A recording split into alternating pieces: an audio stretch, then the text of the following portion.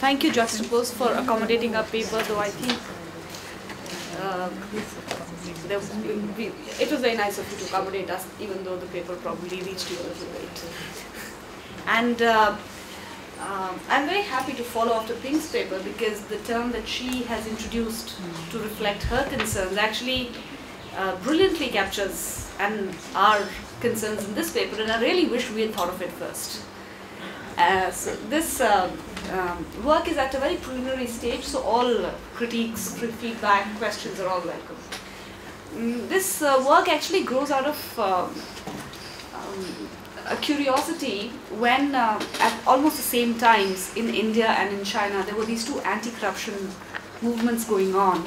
In India, the India Against Corruption movement, and in China, the New Citizens movement, that also had amongst its other concerns a very dominant concerns about corruption in China. And the interesting part about it was the very obvious similarities between the two, that both were pitting themselves against the official version of what corruption was and how you needed to deal with corruption in a different way. Beyond these obvious similarities, we wanted to explore the complexities of comparing these movements in unlike systems. So a more participatory system in India and a less participatory, but a growing sense of the rightfulness to participate in China. So what we've done for this particular study is just we have built what is the discursive construction of these two movements. So as we know, the India Against Corruption campaign came together in 2011, right? It has it's contextualized in other anti-corruption movements with different leaders before that, but came together at that point in time. And the New Citizens movement in China similarly has under almost the same leadership been around since 2003 with very similar concerns, right? So so what we want to do with this study is to basically explore the construction of political protest in India and China. And what this particular study does is it focuses on the processes, aims and outcomes of the NCM and the IAC to understand middle class mobilization in China and India. Now, the other obvious similarity when we looked at how these movements were being reported was that both were being reported as largely middle class movements. Right?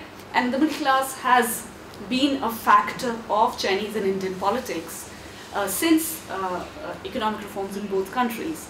And what we want to do is to relate it to looking at the transformative potential of middle class mobilization in both the countries. And the connect between the Indian and the Chinese case in this particular study is corruption, which is also again identified as a purely middle class concern in many ways. So we wanted to open that up a little bit as well. And so what we're doing is a theoretical framework arises out of new social movements theory that basically looks at, that allows us to frame questions of political legitimacy to, as I said, to map possible transformations in domestic politics in these two locations, right?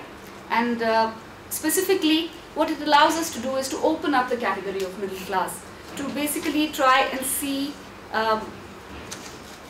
look at the middle class in both the places within the transformed context of domestic politics post-reform in both these locations.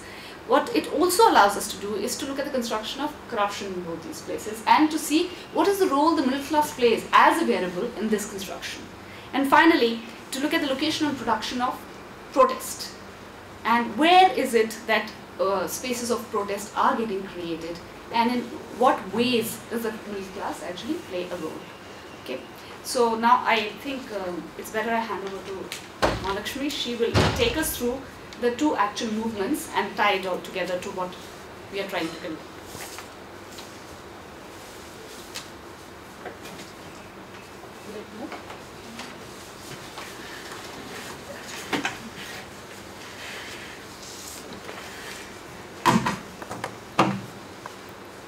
Good afternoon, everybody. Thank you for allowing us to present here and giving me an opportunity to present this preliminary and ongoing work which we would like to take forward. How I plan to look at the New Citizens Movement and India Against Corruption is the structure of the movement, then look at the nature of the movement, the objectives and demands of each of these movements, the strategies and the state response. And then I try to tie it together by giving a comparison with the underlying themes of the nature, objectives, demands, strategies and response. So looking at the context and trajectory of the New Citizens Movement, it can be located, the New Citizens Movement is a recent phenomenon located from 2012 onwards up till now, and it's an informal association of lawyers, businessmen and activists who have come together to actively seek change, and they locate the citizen as the focal point of this change. The movement is also aspiring for a new China with democracy and rule of law at its base, and what it has tried to actually give is a redefinition of citizen and the relationship between the citizen and the state as a whole. What I would try and look at is also the underlying theme from the Weichuan, that is the rights-based framework, to the Runchuan-Lushu, which is a human rights-based approach, and then which progresses in the New Citizens Movement towards a new definition of who is a citizen and what does the citizen do. Although we locate the New Citizens Movement from 2012, it has a trajectory which traces its past from the 2003 Sunshine Constitutionalism, which was started by the 3 PhDs who are Xu Churyong, Thang Biao and Yu Jiang, straight away from Peking University where they graduated. It was a public interest organization, and they involved themselves in a lot of these activities, which also was recognized by the state at that point of time, and then they were awarded 10 People in Rule of Law Award as a gesture of their participation. So the Weichuan movement in which they were situated actually was a legitimate term which allowed the state to keep a check on and a stability on the system, and allow some space and some mobility for the activists to try and work with the system. So it was more of a stability maintenance kind of an approach.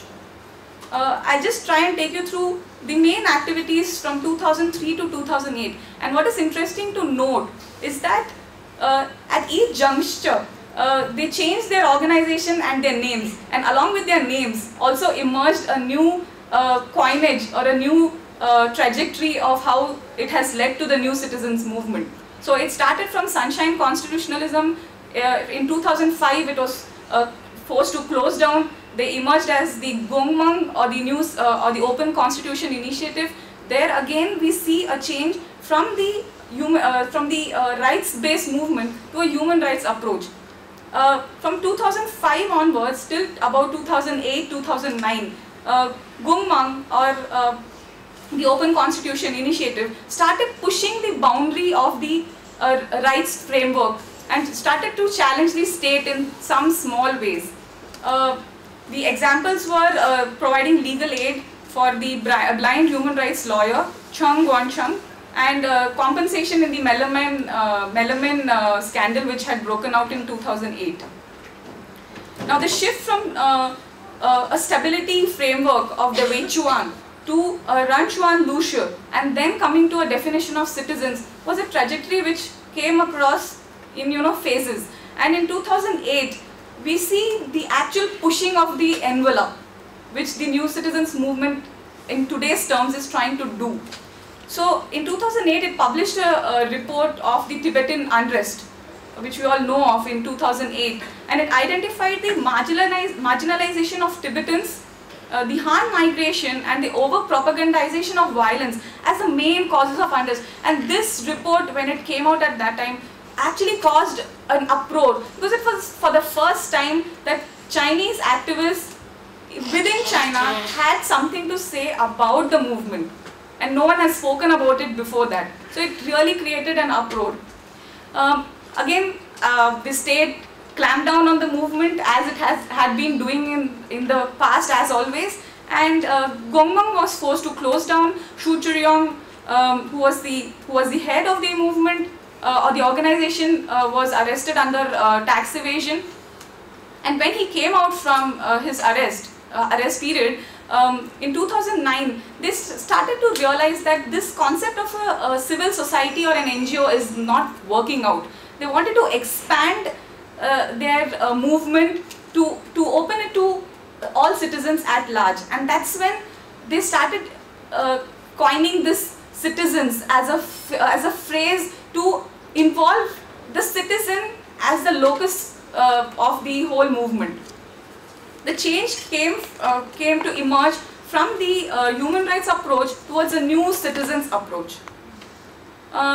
In 2009 and in 2010, we see this change happening gradually. In 2010, we also see Shu Churyong's online campaign where he called for a petition to uphold a pledge undertaken by the citizens to become free of corruption, to become free of the ills which have been troubling China from the past, and to bring a transformation within China. This was very well articulated in the very famous and very controversial 2012 article of Shu Churyong called New Citizens Movement in China. And the document articulated the objectives and demands of the movement. So the objectives were to redefine citizenship as it was seen from before, to call for a political transformation and democratic rule of law, a citizen at the core of this transformation, and citizen to act as a master of the country and not as a feudal subject. So you see that this kind of a discourse is something which is very new for a country like China, which is not allowed to actually express all these things. And the demands that came as a result of this was to push for equal access of education, to allow children of migrant workers to sit for university exams at the place where they reside, and for officials to publicly declare their assets.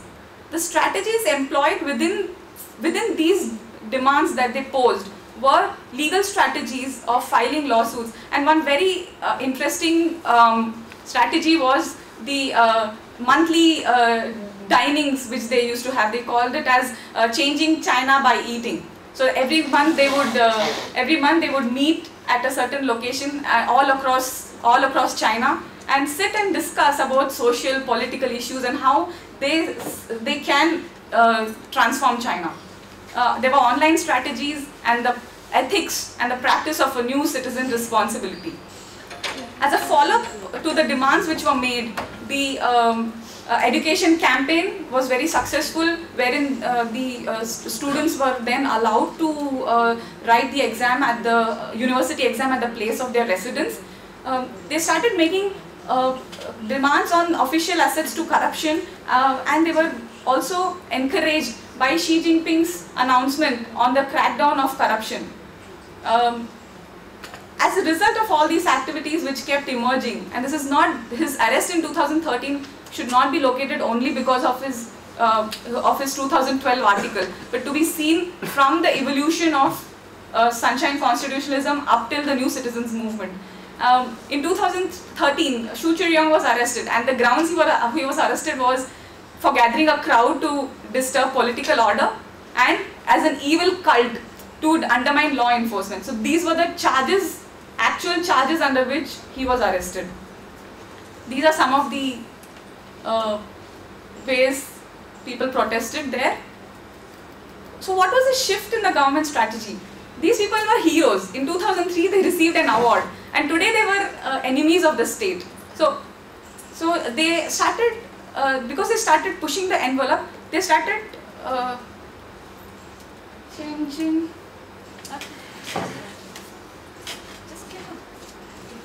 They started. So as a result of their changing their strategy, they also came in contention with the state, and so from stability maintenance, wherein if you cross the line, you were clamped down at that point of time, now it was a sense of eradication, a total uprooting the civil society movement from the beginning. So there was a shift in that. Also, accusations from endangering state society came to be lesser politicized crimes, which was a growing trend in China. There was obviously online crackdown, media clampdown, and blocked words all over the internet. So Xu Churyong, you could not search for him, you could not search for Citizen Plus movement, you could not search for New Citizens movement. Let me now take you quickly through the India Against Corruption movement. Yes. It's a people's movement to demand corruption laws, effective anti-corruption laws in India, and the focus is on a strong Lokpal bill. It was, as ma'am said, was a coming together of people from different political dispensations and from different parts of the country to address the common cause of corruption. The immediate catalyst was the Commonwealth Games scam, and a mass rally was organized in November 2010, and from there on we see somewhat of a disparate people from different locations coming together to form an India Against Corruption movement. Anna Hazare was obviously the face of this movement. He was projected as the face of this movement, and these are some of the glimpses. It was a mass protest, and it had like a media frenzy all over written. The objectives and demands of the movements were to demand anti-corruption laws, and the demands were for a passage of a Lokpal bill. The strategies employed was quick mass mobilization. So the FB page showed like minute-to-minute details of where the protest is going to be held, whom to be contacted, which volunteer is to be heading this protest. Leveraging of the media, so the media portrayed the whole movement as that this is it, there is no other thing, hot news at that point of time. This was the hot news at that point of time. And peaceful protest and non-violent protest was also one of the highlights. How did the government respond? Discrediting the movement. So the famous Manish Tiwari statement of armchair fascists, overgrown Maoists, closet anarchists was called in to describe the movement, accusing the leaders of corruption, restrictions on the participation, and violent crackdown, as we saw. Let me just compare the two movements in light of the objectives. Corruption as a main theme for India Against Corruption, but it's broad-based for the New Citizens movement. As we see, New Citizens movement, corruption is one of the objectives for them.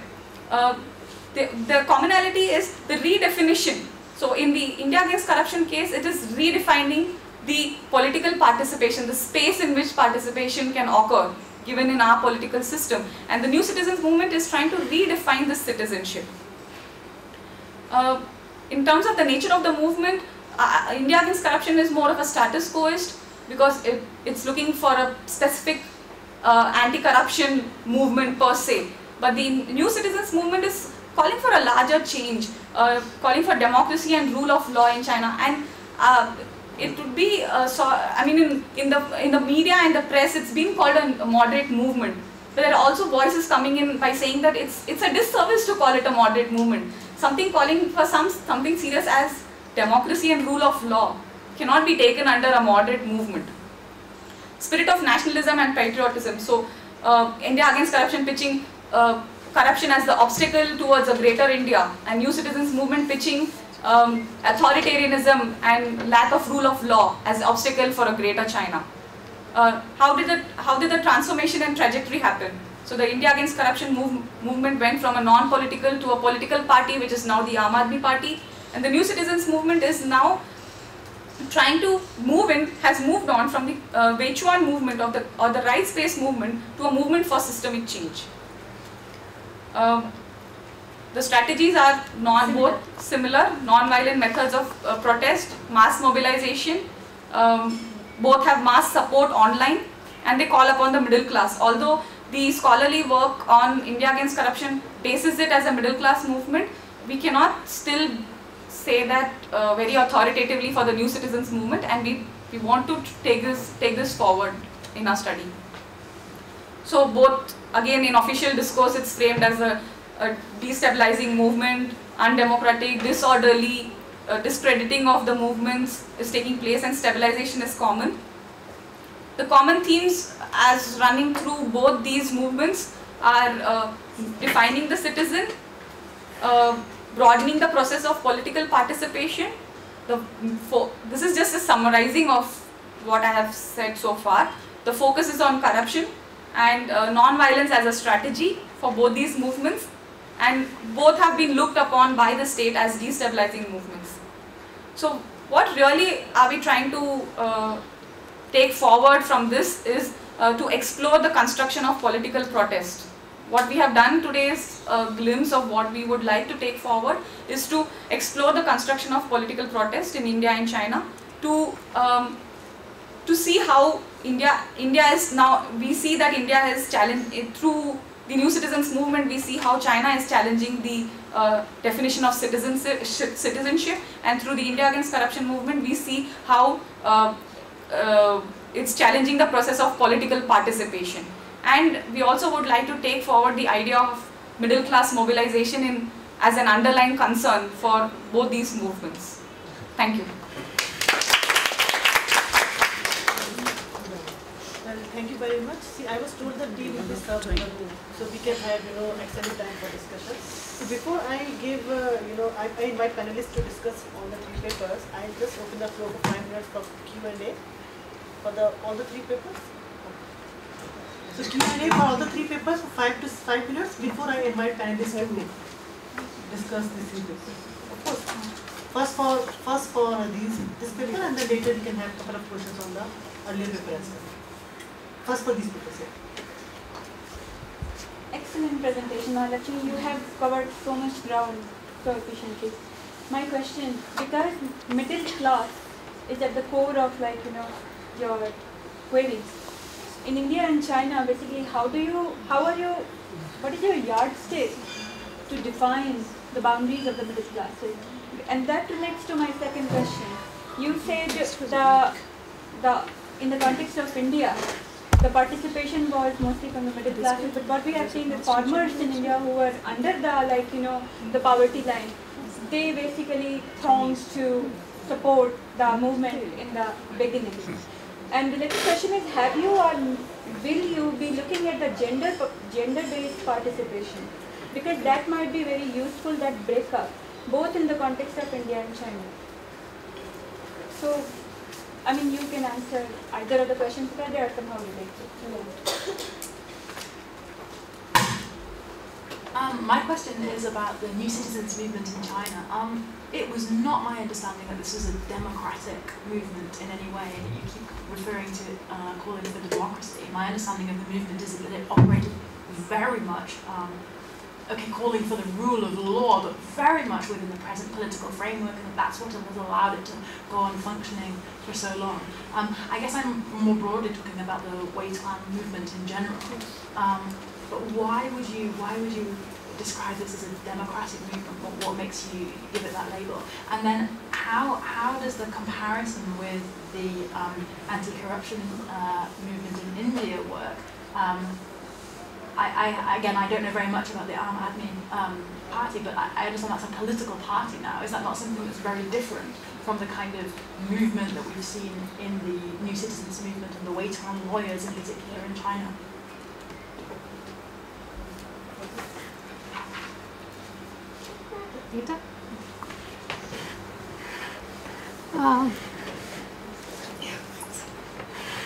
I think Sonika, and you mentioned about the place within which protests or social movements take place, the place. I think what's also equally important is you mentioned the space within which, I stand corrected, the space. I think equally important would be to look at the place within which, from where movements take place. And here I'm referring to the locational advantage or disadvantage from where these protest movements are based, are launched. And a quick example of this would be a very disheartening commentary on Indian democracy, would be the tale of two fasts. One which is at the heart of the India Against Corruption one, which is by Anna Hazare, and just checked with Raji. I think it was just the guy just fasted for about a week, and you immediately had ripple effects on, you had media hysteria, you had a government getting down virtually on its knees. And whereas you have cut to another corner of democratic India in the northeast, in the state of Manipur, there is a woman activist Irom Sharmila, who has been on fast for 16 years, who's been on 16 years fast unto death against similar, even graver charges against the Indian state, which is to uphold civil liberties, to protest against suspension of civil rights, and to protest against one of the most draconian military, colonial era ordinance laws. Unlike the British period, it was an ordinance. Here, democratic India actually went to the Indian Parliament and passed it without a debate in 1950, in the early 1950s. And this has been a state which has been on where AFSPA, the Armed Forces Special Powers Act, has been in effect since 1958. So here is this lady, this activist who's on fast, and where the state security agencies step in periodically to put her on, force feed her, so that and arrest her and force feed her. And look at the reactions by the mainstream media. This is a complete blind spot as far as so the place where protest takes place is just as valid. Thank you.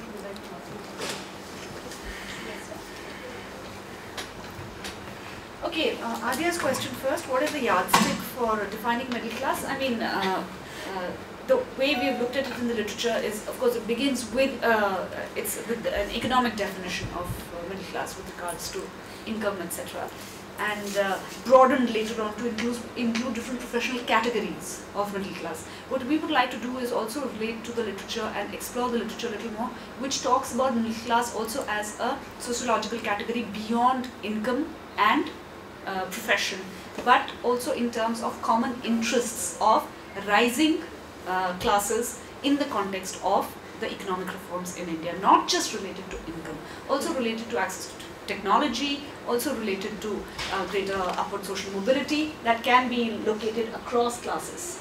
So that's in short, that's what we'd like to do.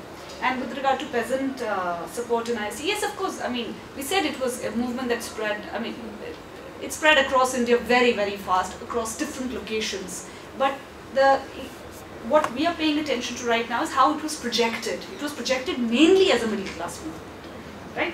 And gender-based participation, I think we've got lots on our plate already, so that would be a specialized study which we don't want to do as a part of this. That would require a completely different focus, a different theoretical treatment. So yes, it's definitely a possibility, and somebody could do it. Maybe we could do it at a later stage, but not now. Charlotte's question, yes, you're right, that the wage war movement, you're very right, very careful about the positioning, very careful about the political positioning. Our sense of the NCM comes from this document and the closing statement that Shudri Yog has actually released publicly, which has got him into a lot of trouble with the authorities, in which he specifically talks about democracy at the root. And he defines it in terms of access to rights, he defines it in terms of political participation, and he specifically talks about the fact that you cannot have rule of law and authoritarianism. So it's, and if you compare it with the positioning of the movement earlier, which was specifically geared towards protecting constitutionally guaranteed rights. So what he's asking for is something is actually not there right now in the Chinese constitution. So therefore, we are not calling it a democratic movement, we are calling it a movement for systemic change. But in the NCM objectives that as listed by the leadership of the NCM, democracy does figure. And their strategies have differed from the wage war till now. There has been significant shifts in the movement. And therefore, you see the government's response correspondingly changing. I mean, they were awarded for crying out loud, you know. I mean, they were treated like a pressure release. that yeah, here are these guys, they're doing good work, these are problems we anyway need to fix, they're drawing attention to it, maybe they shouldn't go about doing it in this way. And the most evocative, I mean, it's been called an evil cult. What you see, the Falun Gong being called an evil cult before this. And you know what the Chinese government's view on evil cults is. They should not exist. So the Weichuan movement was actually co-opted. This is not. In our understanding, it's not. And Nimi's, yes, of course, absolutely agree with you, but I don't see a direct question from there. So No, it's just a comment to, Yeah. I mean, as a driver, what works and what makes movements succeed. Exactly. So as Nimi had also Mahalakshmi had also pointed out, is the fact that this, one of the strategies of the IAC was the media management that they did. And it was from the beginning. They had media cells. And they knew how to leverage the media. I didn't address one more question of Charlotte's, which is how do you compare? Because so that's why we are not doing Aam Admi Party. We stopped with India Against Corruption campaign, which very specifically positioned itself as a citizens' movement, not as a movement that would. And of course, I'm sure many people here are aware there were disagreements about what direction the movement should take, whether it should become a political party or should not, and that's where it disintegrated. Right? Do you want to add something? I think one of the reasons why we also took only the IAC and the NCM is also because of the common conceptions that they are rooted in of corruption, of them being increasingly called a middle class movement, and also rooted in citizen, which is very dominant. So if we took that away to the Aam Admi Party, that would, I mean, it would be difficult for us to establish a connect in that sense. So